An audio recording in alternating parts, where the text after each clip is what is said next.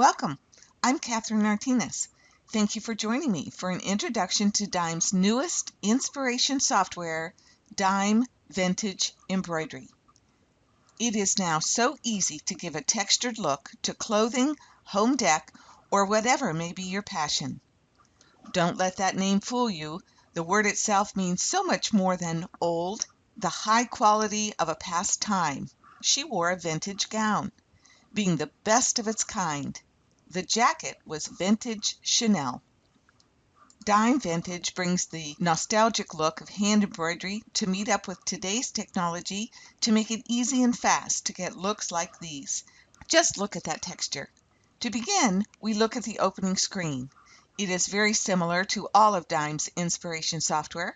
Of course, the tools that are specific to Dime Vintage are the ones on the screen. Here you see them labeled. Also, at your fingertips is the Dime Vintage manual, to be found under Help. If this is the first software package you have purchased from Dime, you're brand new to the screen and basic software keystrokes, you may want to watch these videos for a slower, more detailed approach. All right, let's get started with this one-of-a-kind software. The button we will use most often is the Design tool, upper left corner of the digitizing toolbar. As we click it, once in the Vintage Designs dialog box, you see the 14 design categories on the left, the design in that chosen category on the right. You'll notice, too, that every design seems to be in there twice, once without the letter D at the end and once with the letter D at the end. We'll talk more about this later. First, we'll bring a plain design to the screen, the one with the letter D. Think of D meaning design only. As we bring that to the screen, the design comes in to fit the screen. If we look at zoom, we see it comes in at 200%. If you want to back that off just a bit, use the drop-down arrow, change to 100. Let's also come over here to our realistic view and turn that on so that it looks as it will when stitched out. This is my preference. You certainly can leave it as the stitch lines. If you are familiar with other embroidery software, the first difference you would notice would be the length of the stitches, and that in some areas they look like a zigzag stitch. This is one of the beauties of Dime Vintage. When these specially digitized designs are combined with the new specialty thread from Dime, we get this wonderful, heavily textured look. We'll take a look down at the thread color bar at the bottom. We see 10 colors. Click the red minus sign over here in the bottom right to remove any thread colors not assigned to this design. Looking at sequence view, we see the 2 colors that would be used. If we click the plus on any of the colors, we expand the colors to see all of the sections of that design, many satins and a few runs for both. If we wanted to concentrate on only one of those color groups, we could click on the eyeball. Let's go ahead and click on the minus to bring that back. And here I'm talking about the eyeball that is right next to the plus sign. Click it and it will hide that color. We've not deleted it, just hidden it from view. Should we want to leave it hidden, but sort of see it, we can do a right click and ask to fade the hidden. Here, it allows us to still judge the spacing between the inner design and the outer corners. Again, we'll play with this more later. If we do a right click and ask to show all, everything is brought back to the screen. Let's now click on a section on the upper left. I'm going to go ahead and expand our border and click on the second satin, and you see the portion of the design that has been selected. I'd like to come over here down at the bottom right corner and click on the green add color. It adds another color in here. To apply that color, I'll do a right click and we see that the portion of the design that was selected has been changed to the color. I'm doing this to help you see the next demonstration. I'll first come over here, do a right click and ask to collapse all. I'll select the green area that we have changed so that you can see what happens easily. To explain how this unique textured look is achieved, we need to look at properties.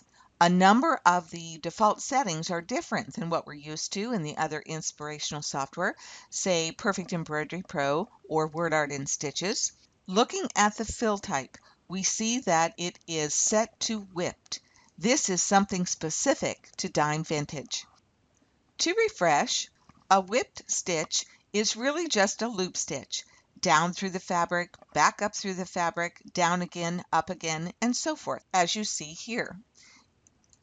It is the same with these whipped stitches.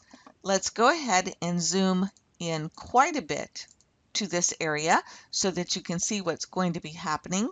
We'll turn off realistic, turn on our stitch ends, and you'll notice those points in the area indicating the actual needle penetrations. See how the stitches repeat in the same area, not actually through the same needle penetrations, but very close to it. With this whip stitch fill, we see that we also have the pattern equaling irregular edges. Watch what happens when we change that to regular edges. I'll go ahead and make that selection and apply. And if you were looking at those needle stitch ends, you saw the change. See how the needle penetrations or stitch ends align? I'll undo it. What you're going to focus on are those areas right there. I'll go ahead and do an undo, which puts it back to irregular. Again, a redo, and you see how they align. I'm going to put it back to irregular. I love this stitch, and I really like the irregular edges too. Back in Properties, we'll also take a look at density. You see that it's set to 2.5 millimeter, which is quite higher than a normal fill would be. Let's put it at 1 millimeter and apply. More stitches for sure. But we would want to do a test stitch out on this if we were going to use the new rope 15 weight thread to see if those stitches are too close or too dense. Remember, the lower the number, the more dense, or the closer, the more crowded the thread. The higher number, it is less dense, or thread is spread apart. We'll go ahead and do an undo and put that back to the 2.5 default. Something else specific to this innovative software. By default, there is no underlay for many of these designs. Think about it.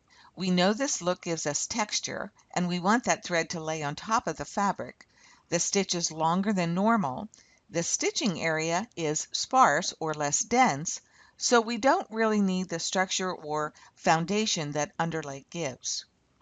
If we look under our Properties Pull/Push, pull is set to absolute by default. Again, we are used to this default being none in other inspirational software. This 0.2 millimeter helps to extend the stitch points just a bit outside the area as it is stitched. Even though the area is not densely filled, the stitch is longer than normal, so it'll help with that little bit of pull. When we look under Column in the Properties, another difference, we see the jagged type is set to both. We are used to seeing this set to none. With the jagged value set to 0.5 millimeter, this gives a little bit more randomness to the edges of these vintage designs. If you'll keep your eye on the stitch ends anywhere here in the green, I'll go ahead and change that jagged type to none and apply. And did you notice how those stitch ends are brought closer together? They aren't extended outside each other as much as if we put that jagged type to both. I like the look of that jagged edge. The other tabs, Command and Transform, all have the defaults that we are used to. All right, let's go ahead and zoom back out to 100%. We will turn off our stitch ends, turn back on realistic, and I'll go ahead and make that green color back to our normal number 2 by doing a right click on 2. The design is back to normal. Let's think for a moment. We really haven't changed any part of the design. It is as we brought it in originally. We just took a closer look at all the properties. So without any real changes to the design, you would be ready to do a File, Save As. I'll give that design a name. We'll just call it First.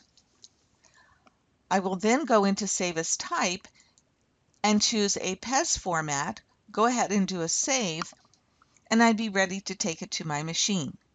Again, if we've not changed the design in any way, you really wouldn't need to save it in the C2S format, as it is always just 2 clicks away from retrieving it again under our design tools.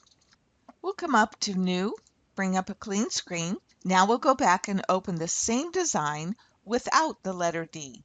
Again, our design button. Here we see those two. We use the D first. We'll do a double click on that first one. Right away, we see the difference of a black dotted outline around the center design. This black line is called a cut line. If we take a look over here in Sequence View and expand that black area, the very first in line, we see that indeed it is called cut line. Designs without the D are set up as an applique design. Let's take a look to see what that would look like stitched out. And we see here the design with fabric behind it. This cut line is really just artwork and does not stitch out. With it selected, if we look here in Properties, we see that yes, it is treated as artwork. It acts as a guide to show the shape and size of the applique fabric needed, which you could cut out on a digital cutter or using printed templates as patterns for applique shapes. I'll show you how to do that in just a moment. There will also be a placement line. If we expand this area right here, we see that we have that placement line. It is in the proper stitch order in Sequence View. With it selected, we see that the properties here indicate that it is a run stitch, set to standard, so it will stitch out. As in regular applique, this placement line shows where to place the applique fabric. Something important to note though, the placement line is not on top of the cut line. Rather, it is the same size of the center design. If you wanted to back up and use it again as a tack down stitch during the embroidery process at your machine, you could do so, and that line of stitching won't show. It would be covered by the whip stitches of the center design. Let's come over to Sequence View and hide that last color. Now we can see just the stitching of the placement line. We'll show that last color, select placement line again, and another way to see that is with the placement line selected, let's come up to our fabric button on our toolbar. Click on that. I'll go ahead and double click the orange so you can see it easily. See how it just fills the design shape? Even the center is open. Of course, if you had laid down an applique piece, it would have fabric in the center. Again, we'll take a look at that finished applique. I will remove the fabric by coming over here to Properties Fabric, use my drop-down arrow, say None, and Apply. Our design is back to normal. In this design, notice the sequence. The placement line comes after the corner pieces. That way, you don't have to trim the applique piece until the design is finished. This sequence layering allows for this. To finish the design, the last part, which is this center design, would stitch over the applique fabric, anchoring it to the base fabric. All of the applique designs are raw edge. Let's take a look and compare both of those designs.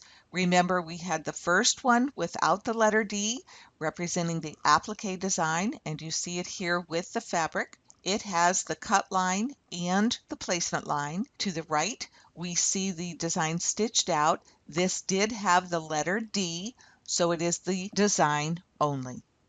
These pictures came from the Vintage Design Catalog. You can view the designs in the Dime Vintage Catalog by selecting the Today screen. Up here we come to Browse the Vintage Design Catalog. If I click that, it will bring me into the Design catalog itself. I already have this open for us as it takes just a little while to load. But as you scroll down, you see that it is divided into the areas based on the categories. This is our abstract. If I continue to go down, you see each of the designs are stitched out, showing us both the applique version and the design only version, and all of the designs that are in Dime Vintage are in this catalog. So at any time you could go ahead and take a look before you stitched out. It is this easy to bring designs from Dime Vintage to your embroidery machine. Really, no digitizing is required. To achieve the look that you see in my slide samples, we need to talk about the new thread collections that Dime has brought out to complement this new software. Both thread collections have no sheen. The numbers refer to the weight of the thread. Here we see one collection that is the 40 weight retro. We also have a 15 weight rope. The number indicates the weight of the thread, but in this case, the name rope also gives us an idea of its character. It has more girth than normal thread. Here's a comparison of the different weights of thread. In the pink, you can see that this is the new retro 40 weight. Again, the weight that you are most comfortable using with your embroidery. We also have the new 15 weight, and you can see the thickness or girth of that thread. And here in the yellow, I have another brand, 12 weight, and you can see the comparison of our 15 to the 12. In the software, I have changed my default thread palette to be the vintage rope. To do that, you would click on Tools, come down under General Options. Here in Environment, you see Default Palette. Mine is already set to the Dime 15 Vintage Rope. You would use your drop-down arrow. You could choose any of the thread palettes that you'd like, but of course I'm in Vintage, so I want to work with the new colors that are offered for me. I'll go ahead and do an OK. Having changed the default, the thread color bar here at the bottom now reflects that change. We can click on any color on the thread bar, and we're brought into the rope collection. 32 colors that really are just luscious. And of course, these tiny swatches don't do justice to the new threads. But if you look at a few of the projects, you'll see that they're just perfect for this new vintage look. I have a confession to make here. When Eileen first sent me my collection of new threads to use for the vintage samples, I didn't see any of my normal choices. Brights for sure, lime green, orange, teal, sharp gold. But as I began to embroider with these wonderfully muted, dusty colors, I did fall in love with the look. Because I found it wasn't about the colors, it was about the impact. In fact, this was my first project. I did it to get the feel of these new thicker threads and the look of the vintage designs. Once I played, I was hooked. I call this Where in the World is Eileen? The two designs done in black thread were cut out with enough distance from the embroidery. Remember the distance of the cut line? So that I could fray the fabric, which is perfect for this vintage look. The letter was stitched directly on the map fabric with a tweak to its density. We'll see how to do that in part 2.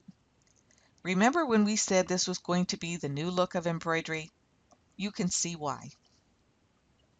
In order for you to be successful with this new thread and vintage design, there are a few things you need to keep in mind. They really are not suggestions. These are things you want to do. The first one indicates that we should use a 116 top stitch needle. Your manual does indicate that you can substitute a 9014 chrome top stitch. I did all of my samples using the 16 top stitch needle and was highly successful with all of my projects. The second one tells us to use embroidery bobbin thread in the bobbin. Number 3 is very important. You want to slow down the embroidery speed on your machine to 350 stitches per minute. I know many of your machines can stitch 800, 900, 1,000 stitches per minute, but you do not want to stitch that fast. Remember our designs. They are sparse and they have longer stitch length to them, and our thread is thicker. so you do want to slow your machine down. If available, place the spool on a vertical spool pin. If you're using the 40 retro thread, 40 weight is what you are used to using with your embroidery. Pretty much all your normal rules apply. You could use either your 7511 or 8012 embroidery needle, and of course using embroidery bobbin thread in the bobbin. Let's play a little more. We'll go ahead and bring up a new screen. We'll come back up to our design, come down to continuous border. Do you notice how all of these have the letter D? There are no applique options here. All of these are design only. Double click brings it to screen. The first thing I want to do is a group on my toolbar. I'll come over and do a copy, paste, position that over next to the first one. To help with sizing this border, let's bring up our hoop size. Over to the left on our toolbox, we'll choose hoop. I'm going to come up and choose my 180 by 300, rotate it 90 degrees, OK that to bring it to screen. Let me select both of my designs, come up here to our vertical center align. I know now that they are exactly across from each other. Up on my ruler, I'll do a right click and center origin in my hoop. I do like to leave some space for wiggle room when doing continuous border. We also have our alignment marks. Coming back to our toolbar, we'll choose placement marks. I'll go ahead and put one each corner. OK it, and you see them placed there. Taking a look at sequence view, we know that they are placed in the first position, as always. So you see that many of your favorite tools are in dime vintage as well. Let's revisit another applique design. We'll come down to objects. We see the baby carriage. Again, the applique is the one without the letter D. Double click brings that to screen. We're going to come over here and select the cut line. I'll expand so that you can see it. Notice that when we select the cut line, a few of the other buttons on the digitizing toolbar become active, namely the cutter. Click on that, and we are brought into the Cutter dialog box where we see the shape of the cut line object shown on the screen. This cutter tool takes any and all of the selected cut line outlines and places them on the right side of the dialog box, representing our hoop or cutting mat on a digital cutter like the Silhouette Cameo or Brother Scan and Cut. You might even have cutting needles for your embroidery machine. The segments are placed in the optimal orientation as determined by the cutter tool. We certainly can override this placement. Here we see that the carriage is in the center and upside down. To fix that, let's look at the Optimize Orientation. The default set checked. The design will cut as rotated or flipped, again trying to make the best use of the space within the selected hoop.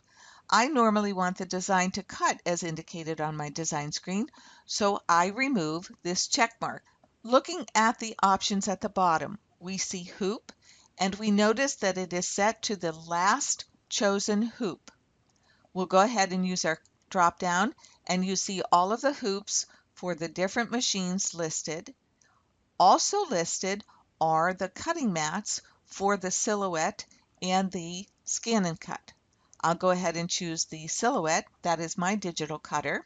Even though the design shows in the center of the mat, I certainly would move this placement to a top corner before the actual cutting is done. We take a look at seam allowance, set to 0. Usually this is not necessary if we have applique positions. The margin at 0.25 represents the distance away from the edge of the selected hoop, in this case, the cutting mat. Repeats defaults to 1. But if we were doing multiples of this applique, we could change the number to the desired amount. We'll go ahead and set that to 10 and apply. It makes the best use of placement within our selected hoop size.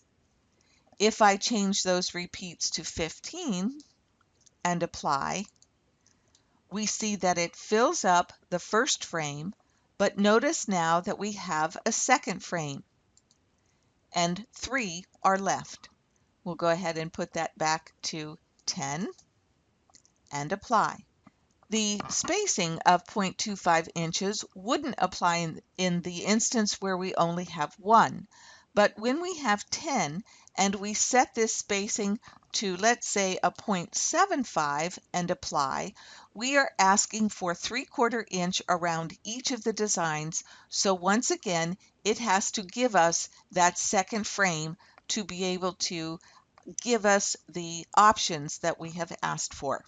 What's cool about this feature, when I click on Save, I'm asked to name the file. I'll go ahead and call it App Cutter Play. And instead of saving it as a C2S, here I can come in, drag my bar down, and take a look at the SVG format, which is the Scalable Vector Graphic format that I need to use it in my Silhouette Cameo. I'll click on that, do a save, and it automatically creates 2 files. Remember, we had 2 frames. I have 2 SVG files. These are the actual cutting files that I would bring into my Silhouette Cameo. I also have a PDF file that will indicate to you the different files that are there and show you the design. But if I come into Silhouette and I do a File, Open, come down to the folder that is holding my designs. Here is the Applique Cutter Play, and I'll just bring up the first one. We have the cutters file brought to screen with those baby carriages. I could load my Cameo and send those to cut on my fabric. If you don't have a digital cutter, you can send your design to print and use that pattern shape to cut out your fabric with scissors or rotary cutter. We come into File, Print Preview. You can see there is my design. I have that cut line. What is important here for you is to make sure that in Settings you have Artworks check marked. That way you will see those lines and it will print as the dotted lines. We'll go ahead and close. Remember, this cutter is working off the cut line size, which is larger than the design. It will automatically give us that extra border of fabric, which is perfect for fraying. Moving on, we'll do New. We'll choose our Design button, come to Objects. I'm going to scroll down to find the Scissors 11D. I want the design only. Double click, bring that to Screen. I'm going to Group, Copy, Paste, do a mirror flip horizontally, drag down just a bit here. I'm going to come back out to a 100 zoom, and with these 2 designs, what I'd like to do is select them. Actually, before I do that, let me move this over just a bit here. I'm going to play so I can have some fun outline going on. Select that, and I want to rotate it so that the tip of the scissors are straight, or that edge of the scissors right there is straight. And I'm sort of eyeballing it, but I have, of course, my guideline from the ruler that I can use to help straighten this. I'll click within the ruler and drag down right on that line to see if I'm straight. I think I need to come up just a hair. That guideline has helped me get that straight. To remove the guideline, I can right-click within the ruler and remove it. Now I have my 2 scissors the way I'd like them. And what I want to show you here is that we can make a cutter file for any combination of designs that we create by using the Outline tool. I'll first select All, come up here to our Outline tool, click on that. The default comes in as a 0.16 inches. I'll accept that, and you can see that it has placed a cutting line. Again, if I expand that for you, I have a cut line around the design that I made by putting those 2 scissors together. All we would need to do at that point then is to have that cut line selected, come back into Cutter, Again, I'm going to remove that optimize orientation, and I see there's my cut file for my fabric. I could use as many repeats as necessary, do my save. That will allow me to save in my SVG format, and I would have those shapes ready to cut on my silhouette cameo. I'll close here. Whereas we don't have a resequence by color in Dime Vintage, we can still make this easier to stitch out. I'm going to ungroup them all. I have my individual colors set. I will choose the second silver, or the second part of the scissors, come up to the toolbar and choose Move to Back. Come over to Sequence, click on my minus so that I can collapse the colors, and I see how easy that was. Now both silver pieces will stitch out first, then both red pieces will stitch out, and then of course the cut line, remember that is a artwork piece and will not stitch out. Here we did make changes to this design, so I would do my File, Save As, save it as my C2S,